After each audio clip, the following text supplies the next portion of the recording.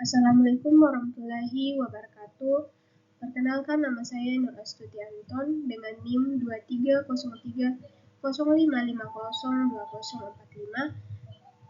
dari kelas G dengan program studi Gizi Fakultas Ilmu Keolahragaan dan Kesehatan Universitas Negeri Makassar. Di sini saya akan menjelaskan materi epidemiologi gizi pada roda atau well.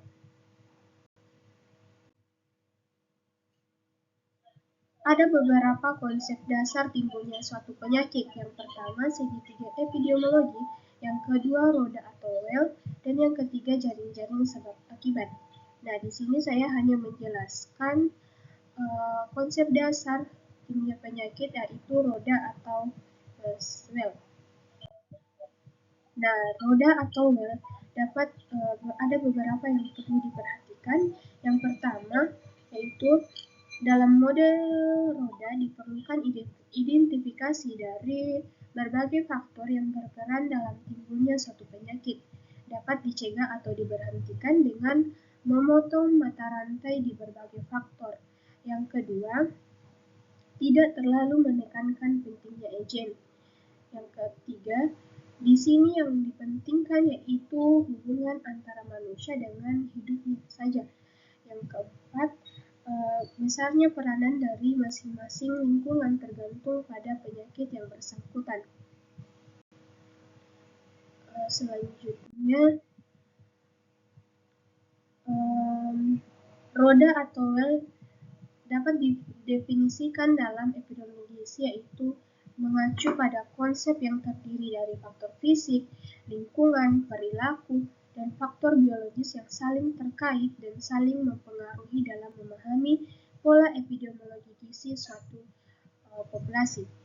Di sini saya akan menjelaskan beberapa faktor-faktor roda atau well dalam epidemiologi gizi. Yang pertama, faktor fisik, di mana faktor fisik ini merujuk pada kondisi fisik yang mempengaruhi status gizi seseorang, seperti aksesibilitas terhadap pangan, rumah dan yang layak dihuni, sanitasi dan infrastruktur kesehatan. Contohnya, kekurangan pangan yang tidak adanya akses air bersih dapat berdampak negatif pada status gizi seseorang. Kemudian yang kedua yaitu faktor lingkungan, di mana faktor lingkungan ini meliputi lingkungan fisik dan sosial tempat seseorang tinggal yang dapat mempengaruhi pola makan dan status gizi.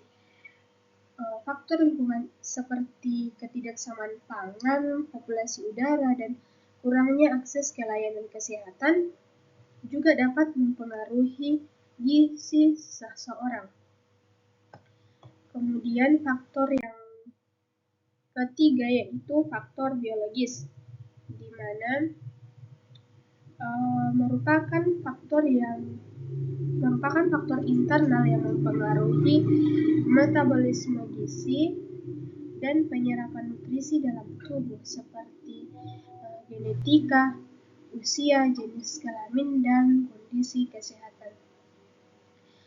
Di mana faktor biologis ini merujuk kepada hal-hal atau sesuatu yang sudah tidak bisa diubah karena sudah ketetapan dari faktor yang mempengaruhi tersebut. Kemudian, faktor biologis ini juga dapat mempengaruhi respon tubuh terhadap asupan makanan dan mempengaruhi status gizi seseorang. Dengan memahami interaksi antara keempat faktor ini dalam epidemiologi gizi, kita dapat merancang intervensi yang holistik untuk meningkatkan status gizi kesehatan masyarakat secara keseluruhan.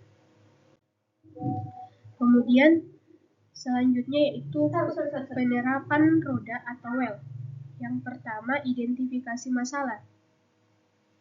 Dengan menggunakan roda, para peneliti dapat mengidentifikasi masalah gizi yang ada dalam suatu populasi seperti kekurangan gizi, obesitas, atau status gizi. Pertama yang perlu diperhatikan dalam identifikasi masalah yang itu pengumpulan data, di mana langkah pertama adalah mengumpulkan data tentang status gizi populasi. Ini bisa meliputi survei kesehatan, pengukuran antropometri seperti berat badan, tinggi badan, dan wawancara untuk memahami kebiasaan tubuh. Kemudian juga terdapat analisis masalah, di mana menggunakan roda pada peneliti dapat mengidentifikasi masalah spesifik seperti prevalensi kekurangan gizi, obesitas, atau penyakit kronis terkait gizi. Misalnya jika ditemukan banyak anak yang mengalami stunting, roda dapat membantu mengidentifikasi faktor-faktor yang berkontribusi. Kemudian evaluasi program, di mana setelah program dilaksanakan, roda dapat digunakan untuk mengevaluasi efektivitas intervensi dengan menganalisis perubahan pada faktor-faktor yang ada. Yang pertama yang harus diperhatikan yaitu intervensi multisektoral, di mana roda memungkinkan perencanaan program yang melibatkan berbagai sektor seperti kesehatan, pendidikan, dan pertanian. Misalnya program yang menggabungkan edukasi gizi di sekolah dengan pelayanan kesehatan, penyediaan makanan bergizi di kantin. Kemudian terdapat juga keterlibatan komunitas, di mana komunitas ini mengajak masyarakat untuk berpartisipasi dalam merancang intervensi yang sesuai dengan konteks lokal mereka. Ini bisa berupa pelatihan tentang cara menanam sayuran atau membangun kebun komunitas. Selanjutnya, perencanaan intervensi, di mana roda ini membantu dalam merencanakan program intervensi yang komprehensi dengan mempertimbangkan semua faktor yang mempengaruhi status gizi. Yang pertama, implementasi. Setelah perencanaan, program diimplementasikan dengan melibatkan berbagai pemangku kepentingan seperti pemerintah lokal dan komunitas. Misalnya melakukan kampanye tentang kesadaran pentingnya gizi yang baik bagi kesehatan tubuh kita. Kemudian terdapat juga sosialisasi dan edukasi, di mana mengadakan sesi edukasi tentang pola makan yang sehat, memasak dengan bahan yang bergizi dan bersih, dan pentingnya aktivitas fisik juga. Kemudian di sini ada contoh kasus, misalnya dalam suatu komunitas terdapat masalah kekurangan gizi pada anak-anak. Dengan menggunakan roda epidemiologi gizi, kita dapat melihat faktor-faktor penyebabnya, seperti rendahnya pendapatan keluarga, kurangnya akses terhadap makanan bergizi, dan rendahnya pengetahuan tentang gizi. Setelah itu, mereka dapat merancang program edukasi dan distribusi makanan yang tepat. Yang terakhir, kesimpulan dari materi roda atau well ini yaitu penerapan roda dalam epidemiologi gizi adalah proses dinamis yang melibatkan identifikasi masalah, analisis faktor penyebab, perencanaan dan pelaksanaan intervensi, serta evaluasi hasil. Dengan pendekatan yang komprehensif ini diharapkan status gizi masyarakat dapat ditingkatkan secara berkelanjutan.